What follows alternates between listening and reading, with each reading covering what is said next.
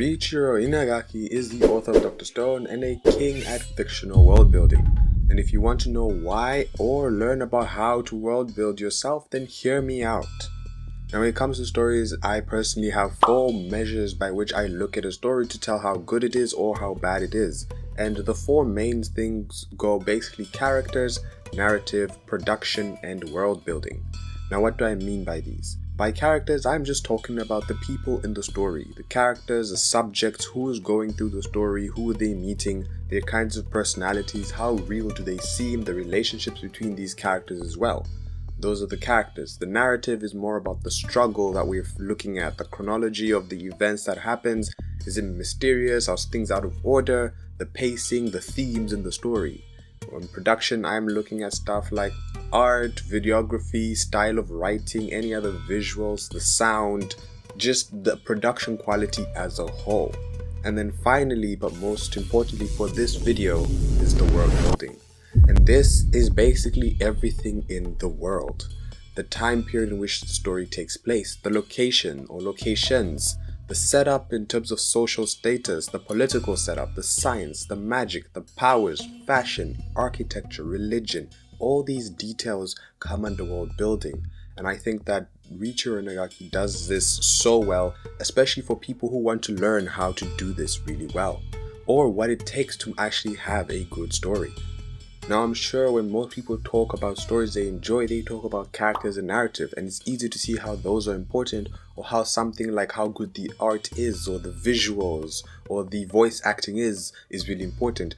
But the world building is simply just as important, and it feeds into the narrative and possibly even influences the characters in such a natural way that not doing a world building right affects the story majorly. For example, if you introduce the concept of flying as part of your world building, then that would naturally influence transport, and influencing transport may be important for the individuals and how they transport themselves or the goods, which will be important in a plot in terms of characters needing to get from one place to another. But this may also impact how the characters view their relationships with other characters. Does one character need another character to fly them to another place? This builds bonds, and this builds story inside this world, this fictional world, whether it's completely made up or based in reality.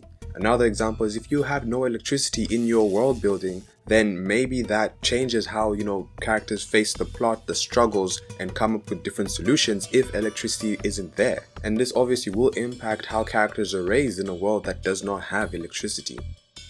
Now a big reason as to why I think Dr. Stone is one of the greatest examples of world building is because the essence of the anime is literally about world building.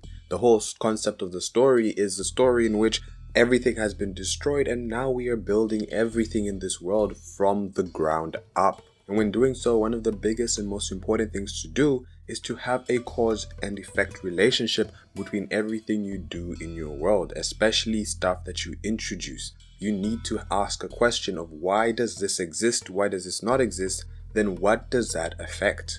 And when it comes to Dr. Stone, we can all think about the technology and the medicine, right? Because that's what classically happens. They need something, Senku thinks of it, and he makes it. This happens time and time again, and that's the classic draw of Dr. Stone. It's about making stuff that we commonly have today, but if you were in the jungle. But Dr. Stone takes this a step further with the whole petrification process and does it to its characters as well. What characters do we need in this world? In the beginning of the story, even just the introduction of Tsukasa was the whole issue of we needed a strong character to save the main characters. And so we introduced a character who could do that. At every point in the story, we introduce a character that is needed for the story. And of course, in terms of Dr. Stone, that's great, but also in other stories. What characters do you need that help serve the purpose of the story? What drive the plot that the characters need to help them, that the characters need to go up against, to grow? This is done in so many levels in Dr. Stone. Now obviously I've talked about needing something and making it, but beyond just doing that, you can also make stuff in the world that don't really need to be made, that are not necessary for the plot. And this is just to do with expanding the world, making it feel natural, and immersing the audience in. Many stories do this. They don't necessarily need these things for the plot, but they make the story come alive and get their audience hooked more than if they didn't. But the key thing with this is that it's not in a show-offy way, it's a very natural way, and it's also expressed naturally in the series. But at the same time, most often than not, you have a lot of details in stories which an author has thought about but just probably didn't put in the final manuscript of the anime or the manga. And sometimes these come out through light novel books, other times they just never make it into the story. But the whole point is that a lot of stuff has been thought out in advance. Now, talking about stuff thought out in advance, there is the whole concept of doing research. Now, Boichi, the author of Sunken Rock, he's the guy who illustrates Dr. Stone. In chapter 6.5, which is at the end of volume 1, he talks about how he goes and does research taking photos around. On the other hand, in Dr. Stone, in the new special called Ryusui, we see this disclaimer at the end, basically saying that all the stuff that they do in the series is based on real life. It's real life concepts, real life stuff that they're doing, which you probably shouldn't do, but someone has clearly done their research to think about how everything in Dr. Stone is made in the real world and adapt it to the series. And the same goes for someone like Eiichiro Oda. He does a lot of research into everything that he puts into the One Piece world, in terms of even just the cities, the countries, and the nations around the world. A lot of them are based on real world concepts or real world places that do exist already. Now, so far, everything I've explained is more about the basics of world building, which most series do. Even though they're not good, even though they're sometimes terrible, most series already do this. But now let's talk about one of the greatest things that's done by Riichiro Inagaki, and it's through one character that he introduced. This guy over here, Gin. And this character embodies a concept that only some of the greatest series do, while most series fall behind because they lack this, and it's something that lacks with a lot of upcoming storytellers, and that is the concept of politics. Now, when it comes to politics, most series are super basic, and politics is in general mostly about the way bodies in the series interact with each other, whether it's single characters or groups of characters, and all the complicated stuff that's involved in that, whether it's governments, countries, gangs. There's so many things involved there that, make it difficult, and a lot of time you have very simple plot lines of good guy versus bad guy, which is not really reflective of the real world. And if you look at a lot of stories, the good ones all have politics.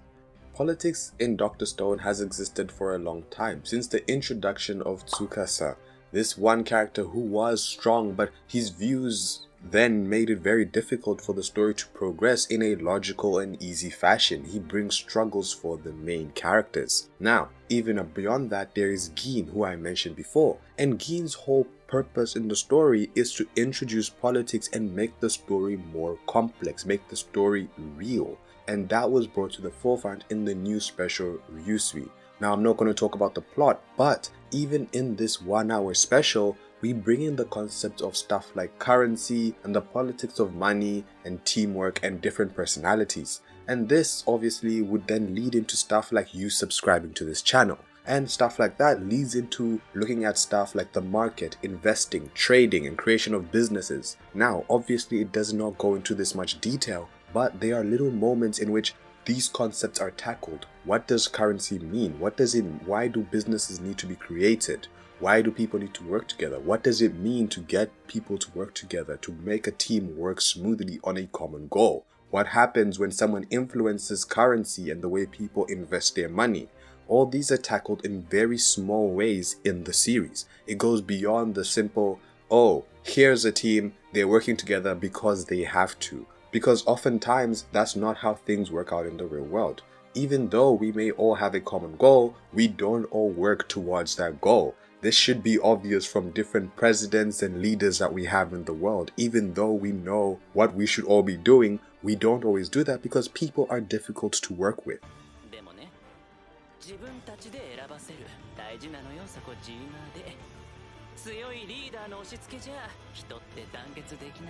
And so politics is something that is so important to a story and often gets missed out by most stories out there and fails to become a bigger issue and make the story better.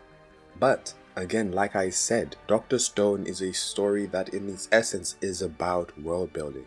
So although it has these things at the moment, it does not have them in a very complex manner. It starts off very simple, which is also a good thing.